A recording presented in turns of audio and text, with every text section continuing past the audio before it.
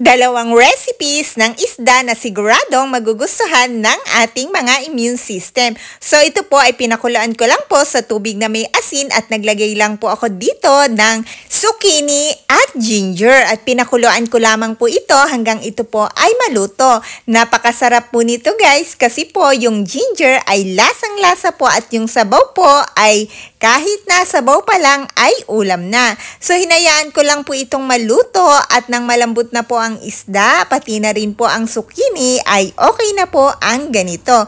So nilipat ko lang po ito sa isang lalagyan.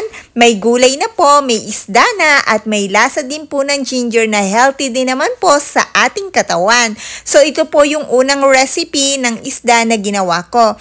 Then ngayon naman po ay dadako tayo sa pangalawang recipe ng isda na aking niluto.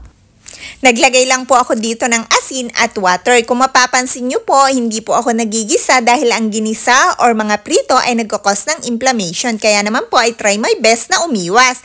So nilagyan ko lang po ito ng tomatoes at ng bell pepper. Syempre po, naglagay na rin po ako dito ng ginger para po mas lalong sumarap dahil po ako ay nasasarapan kapag may ginger. Pero optional lamang po ang ginger. And then naglagay po ako dito ng repolyo at hinayaan ko lang pong kumulo ng konti.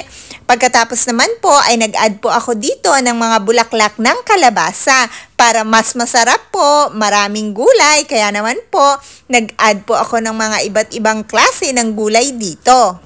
At nang maluto na po, eto na po ang napaka-healthy at napakasarap na fish recipe na talaga naman po kahit walang kanin ay sulit na po dahil po sa mga gulay pa lang po niyan ay mabubusog ka na. At sa isang buong isda po, pero dahil po ako po ay nagsaing at masarap din pong ilagay ito sa mainit na kanin, kaya naman po for today's video, ako po ay kakain ng kanin. Pero dito po ay titikman ko po muna.